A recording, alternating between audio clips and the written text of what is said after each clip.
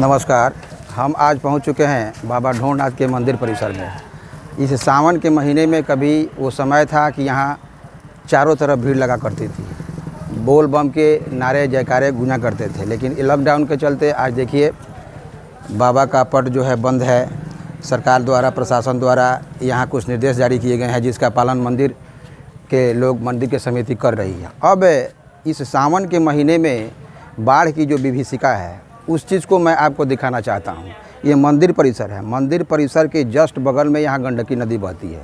उस गंडकी नदी की क्या स्थिति है, यहाँ के आमजन या मंदिर की समिति या यहाँ के शासन प्रशासन, जो यहाँ विधायक, MP, MLA हैं, मुखिया हैं, जो भी हैं, यहाँ एक यह सुरक्षित जगह है, यह भगवान का दरबार है। यहाँ लोग दूर दूर से आते हैं शांति के लिए। लेकिन यहाँ की स्थिति को देख करके मुझे नहीं लगता कि कोई शांति से यहाँ बैठ पाएगा, क्योंकि इतनी गंदगी है। और सावन में जो यह बारिश हुई, यह बारिश तो कुछ लोगों के लिए अच्छा रहा, लेकिन बारिश को जो स्थिति है यहाँ सफाई नहीं होने के चलते कितनी भयावह है, उसका दर्शन मैं आपको कराना चाहता हूँ। चलिए हम बढ़ते हैं गंडकी नदी के किनारे, उसके तट पर। आइए।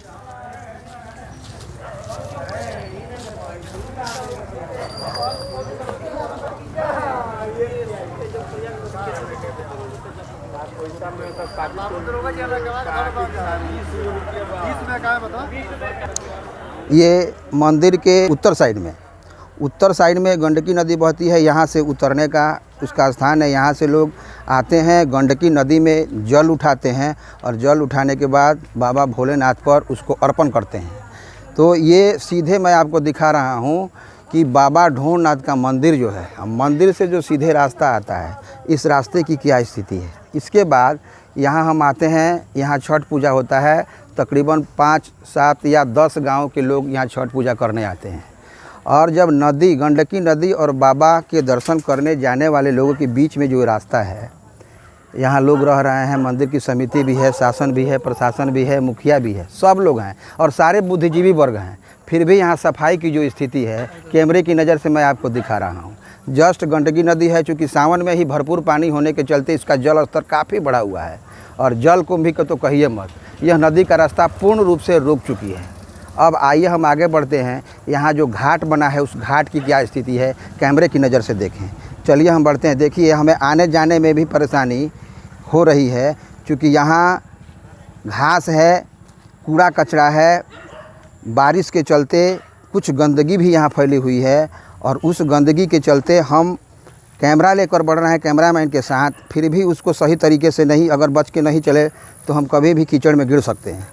अब जो लोग जल चढ़ाने के लिए या शांति के लिए या सुकून के लिए यहाँ जो आते हैं, क्या उनको शांति मिल पाएगी, क्या उनको सुकून मिल पाएगा? इस दृष्टि को इस दृश्य को देख करके आप इसका अंदाज़ा लगा सकते हैं।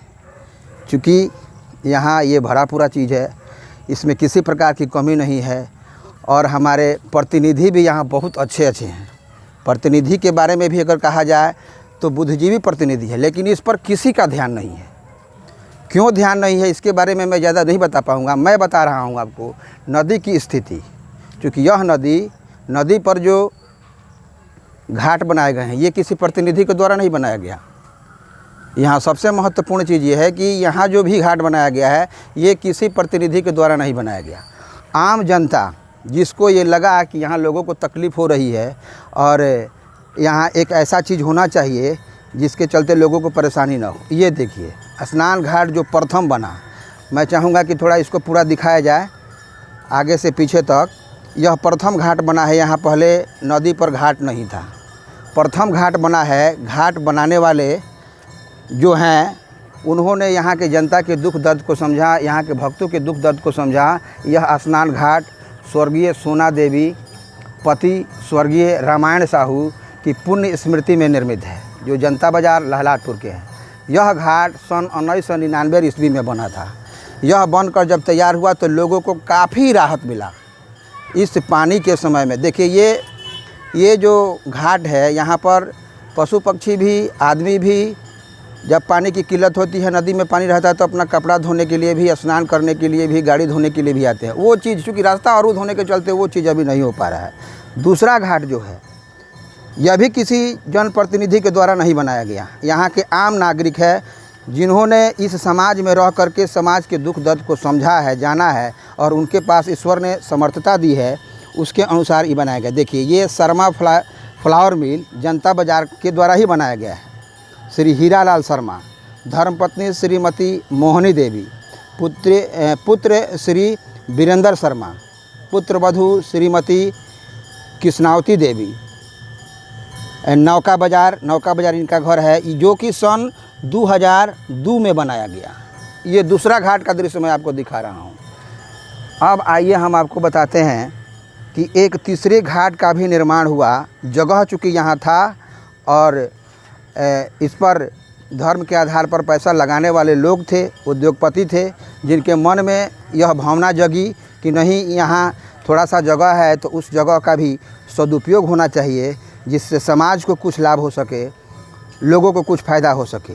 तो ये कुशवाहा फर्नीचर वर्कशॉप जनता बाज़ार, स्वर्गीय दीनानाथ राम सखी देवी, श्री जुगेश्वर प्रसाद, सुनैना देवी, जो भटवलिया के निवासी हैं, लेकिन उनका कार्य क्षेत्र जनता बाज़ार ही रहा है। अब देखिए कचरा, ये घाट पूर्ण रूप से अवरुद्ध है।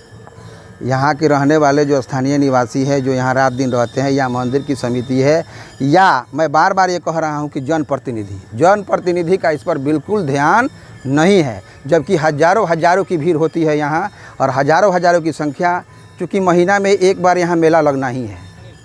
और पानी का ये सबसे महत्वपूर्ण स्रोत है, नदी, जहाँ जाने के लिए किसी से पूछना और कहना नहीं पड़ता। अब मैं आपको इस घाट की स्थिति बता रहा हूँ। लगभग यह घाट विलुप्त होने के कगार पर है, जिसके लिए रख रखाव नहीं किया। ये घाट के बगल में जो रास्ता है, इसी रास्ते से लोग आते हैं नदी में अपना हाथ पांव धोने के लिए या ढोड़ बाबा को जल अर्पित करने के लिए। इसी नदी, गंडकी नदी से जल लेकर के और ढोड़ बाबा पर चढ़ाते हैं। लेकिन यहाँ इतनी ना गंदगी है तो आने की बात ही छोड़िए, आना बड़ी ही मुश्किल है। जिसके चलते देखिए ये घास, जो छठ पूजा होता है, जिसके लिए एक सिरसोक्ता बनाया जाता है, वो सिरसोक्ता भी इस तरह से घास में डूबा हुआ है कि जिसको कुछ कहा नहीं जा सकता। हटाने के बाद आपको दिखाई देगा कि यहाँ पूजे जाने वाले श्री छठ पूजा के लिए ये सिरसोक्ता है, जो पूर्ण रूप से घास से ढक चुका है। देखिए उनका एक चीज़ मैं आपको दिखा रहा हूँ। तो मैं ये सब मिला जुला कर यह बात कहना चाहता हूँ कि जनप्रतिनिधि क्यों हैं, किस लिए हैं।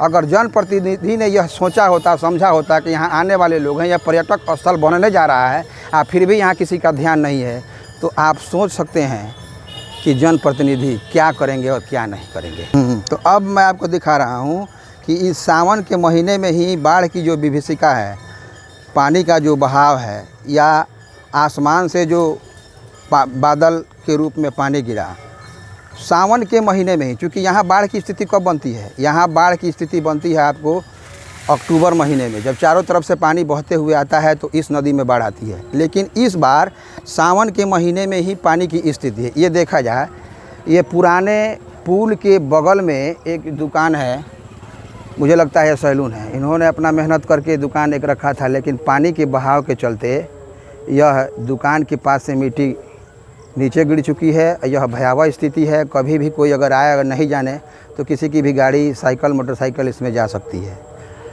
चूँकि यहाँ व्यवस्था नहीं होने के चलते, सर सफाई नहीं होने के चलते, जागरूकता नहीं होने के चलते, जनप्रतिनिधियों का ध्यान नहीं देने के चलते, यह मैं कैमरे के दृष्टिकोण से आपको दिखाना इसलिए चाहता हूँ कि अभी भी यह वीडियो देख करके आप लोग सोचें, समझें और इस पर कुछ काम किया जाए। चूँकि ढोड़ बाबा की यह नगरी, ढोड़ बाबा आज तक सब लोग को कुछ ना कुछ देते आए हैं।